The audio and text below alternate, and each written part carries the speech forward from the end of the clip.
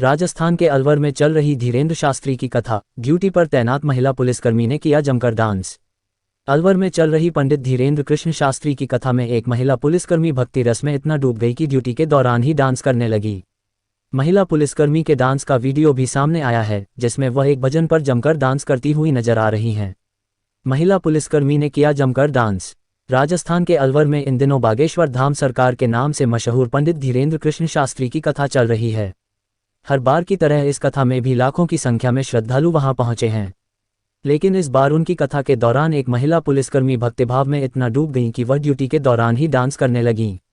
उनका डांस करते हुए वीडियो भी सामने आया है। वीडियो में देखा जा सकता है कि महिला पुलिसकर्मी पांव में घुंघरू बांध के नाचे भजन पर जमकर डांस कर रही हैं। इस दौरान पंडाल में और भी लोग नाचते हुए दिखाई दिए।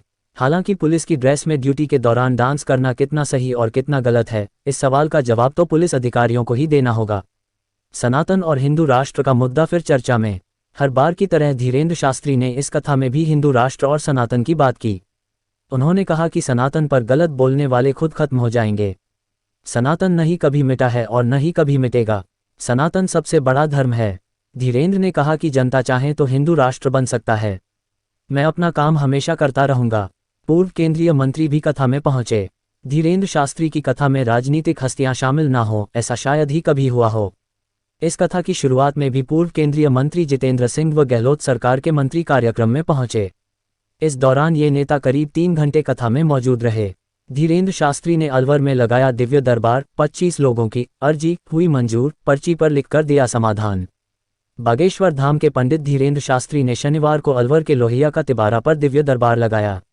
दरबार में भक्तों की अर्जी मंजूर हुई और पर्ची पर लिखकर समाधान पेश किया गया। भक्तों ने बताया कि वे जो पूछने या परेशानी बताने आए थे, वे धीरेन्द्र शास्त्री ने पहले ही पर्ची में लिख रखा था। शास्त्री ने मंच पर 25 से अधिक लोगों को बुलाया। एक एक करके उनकी मन के सवाल सामने रख दिए, फिर परेशानियों को दूर करने के लिए उपाय भी बताए। इसके साथ ही सनातन धर्म को लेकर कहा, तुम डरो मत, मैं कफन बांध कर निकला हूँ। तुम मेरा साथ तो मैं आपको हिंदू राष्ट्र दूंगा। अब मोबाइल खेलने से सनातन नहीं बचेगा। पर्चा, दरबार व कथा को बहाना है, असलियत में हिंदू को जगाना है। दिव्य दरबार में बड़ी भीड़ पहुंची।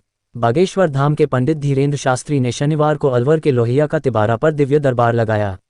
दरबार में भक्तों की अर्जी मंजूर हुई और पर्ची पर लिखकर समाधान पेश किया गया।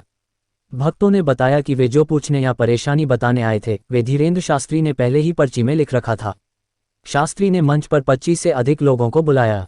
एक एक करके उनकी मन के सवाल सामने रख दिए, फिर परेशानियों को दूर करने के लिए उपाय भी बताए। इसके साथ ही सनातन धर्म को लेकर कहा, तुम डरो मत, मैं कफन बांध कर निकला हूँ। तुम मेरा साथ तो मैं आपको हिंदू राष्ट्र दूंगा। अब मोबाइल खेलने से सनातन नहीं बचेगा। पर्चा, दरबार व कथा को बहाना है, असलियत में हिंदू को जगाना है। धीरेन्द्र शास्त्री ने कहा, हम सनातनियों से प्रार्थना करते हैं कि आपको दूसरे धर्म में जाने की जरूरत नहीं है। हमें अपने ही धर्म के क्या शक्तियों की कमी है। आप कट्टर हिंदू हैं तो चिंता मत करो। भारत में अब बजरंग बली की चलेगी। तुम मेरा साथ दो, हम मिलकर हिंदू राष्ट्र बनाएंगे। दिव्य दरबार में कोई नौकरी तो कोई कर्ज से परेशान आया। दिव्य दरबार में कई लोगों की अर्जी लगी। कुछ नौकरी के लिए आए तो कुछ कर्ज से परेशान थे, कुछ गृह क्लेश से तंग थे। धीरेन्द्र शास्त्री ने महिला, पुरुष व युवकों की पर्चियां 3 तरह से निकाली। किसी को भीड़ में नाम लेकर बुलाया, किसी की पहचान बताकर बुलाया, कईयों को इशारों से आगे आने को कहा। फिर उनके सामने पहले उनकी पर्ची बनाई, फिर माइक से उनकी परेशानी पूछी। इसके बाद बाबा ने खुद का लिखा पर्चा उसी व्यक्ति से पढ़वाया। सबने बाबा की लिखी पर्ची को सही बताया। पहले 7 पर्ची लिखी, फिर 7 जने बुलाया। आखिर में बाबा ने पहले 7 पर्ची एक साथ लिखी, फिर एक एक करके 7 जनों को बुलाया। किसी को नहीं पता था कि किसकी कौन सी पर्ची होगी, लेकिन जब पर्ची एक एक करके खुली तो उनकी ही निकली।